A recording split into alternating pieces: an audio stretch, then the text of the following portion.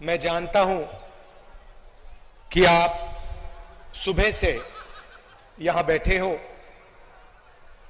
दिल्ली में फॉग के कारण हमारी फ्लाइट, खारगे जी की फ्लाइट डिले हो गई, इसीलिए हम समय पर नहीं आ पाए। आप सबको कष्ट हुआ, इसके लिए मैं आप सबसे शुरुआत में ही माफी मांगना चाहता हूं।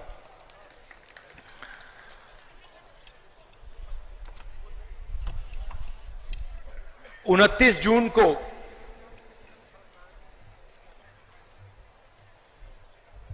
मैं मणिपुर आया था और उस विजिट में जो मैंने देखा, जो मैंने सुना,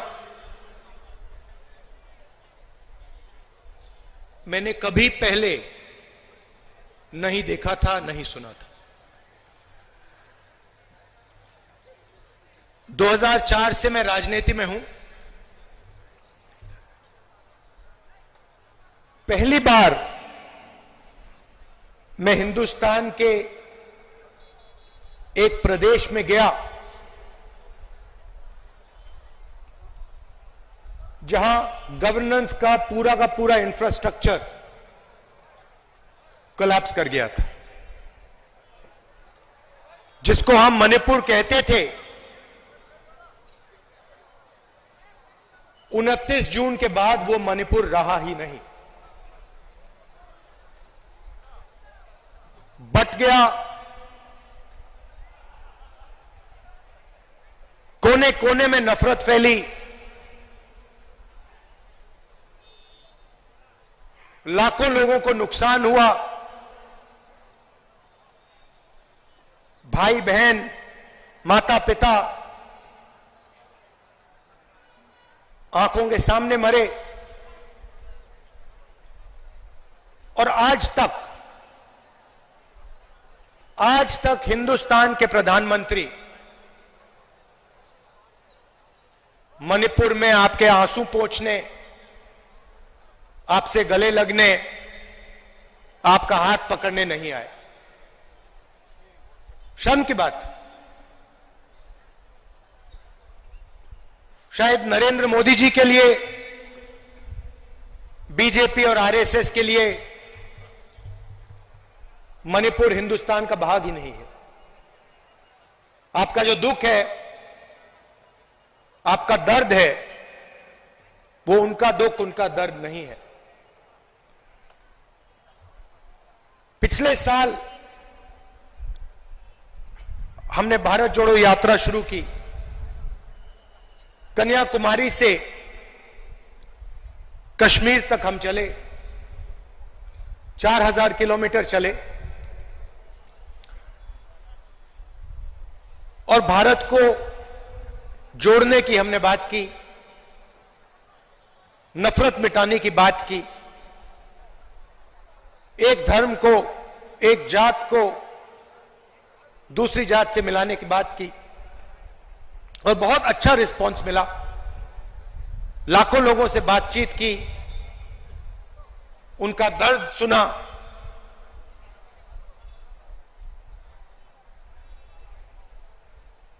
मुश्किल था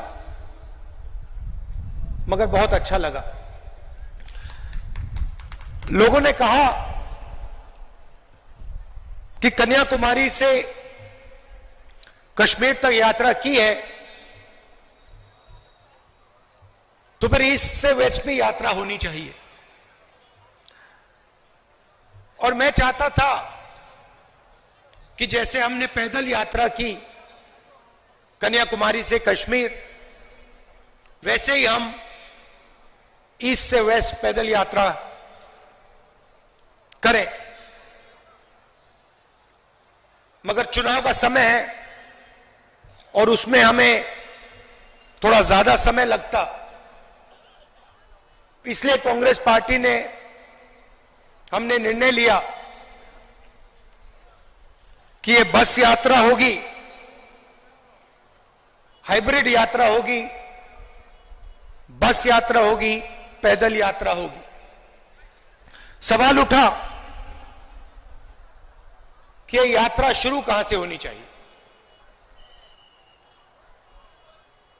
कोई लोग कह रहे थे कि वेस्ट में शुरू होनी चाहिए, कोई कह रहे थे ईस्ट में शुरू होनी चाहिए,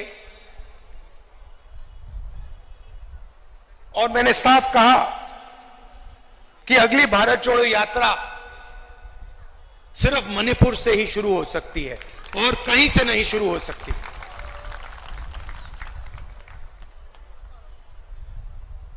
मणिपुर बीजेपी की जो राजनीति है, बीजेपी की नफरत, आरएसएस की नफरत, उनका जो दृष्टिकोण है, उस विचारधारा का मणिपुर एक चिन्ह है। जो आपने यहां खोया, जो मेरे भाई ने बस के ऊपर कहा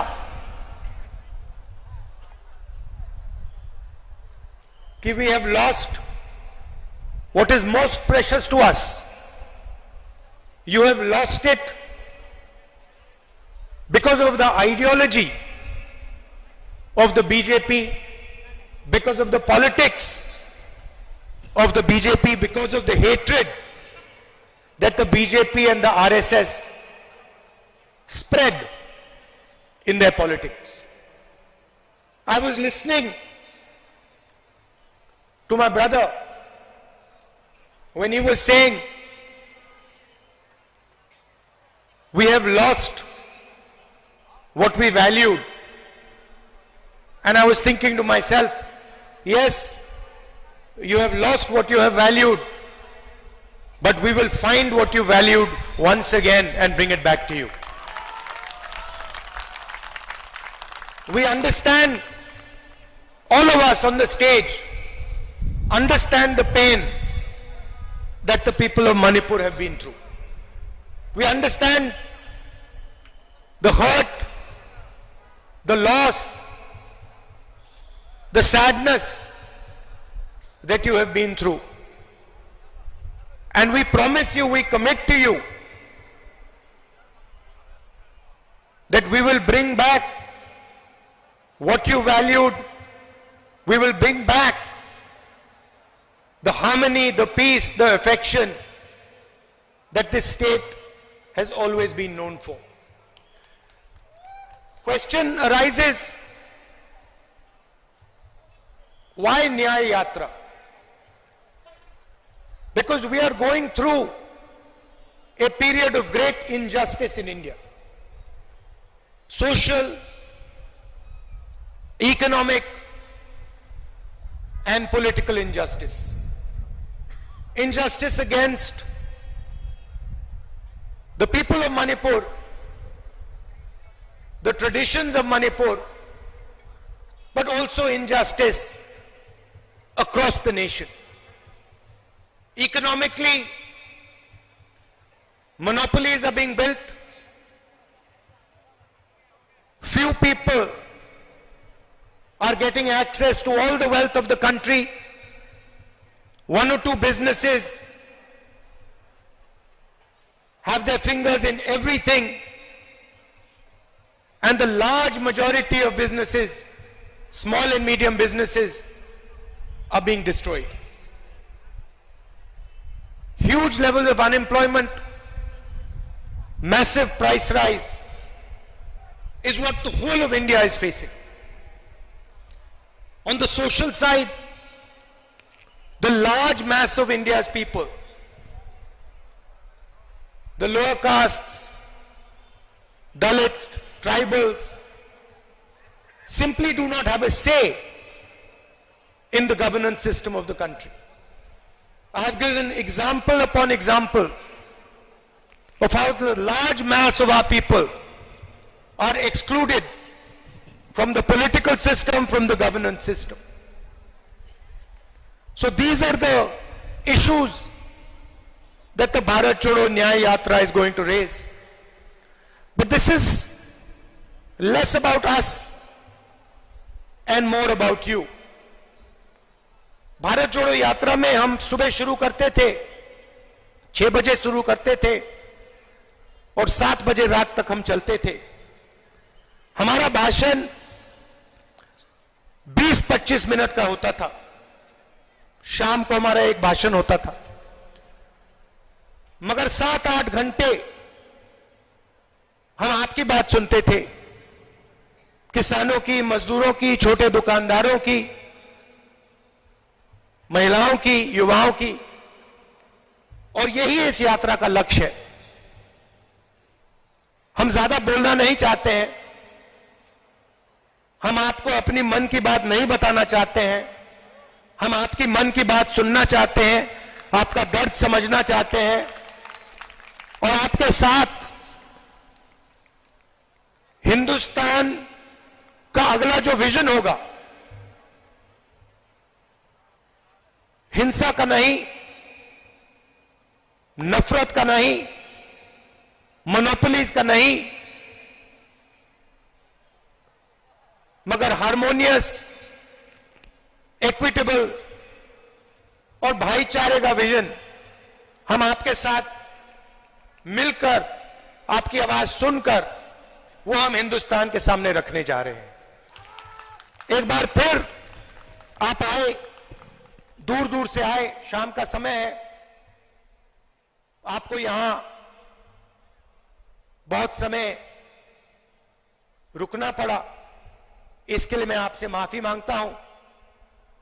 और आने वाले दिनों में आपके साथ मिलने का मौका मिलेगा, बातचीत करने का मौका मिलेगा, गले लगने का मौका मिलेगा भारत छोड़ो न्याय यात्रा में।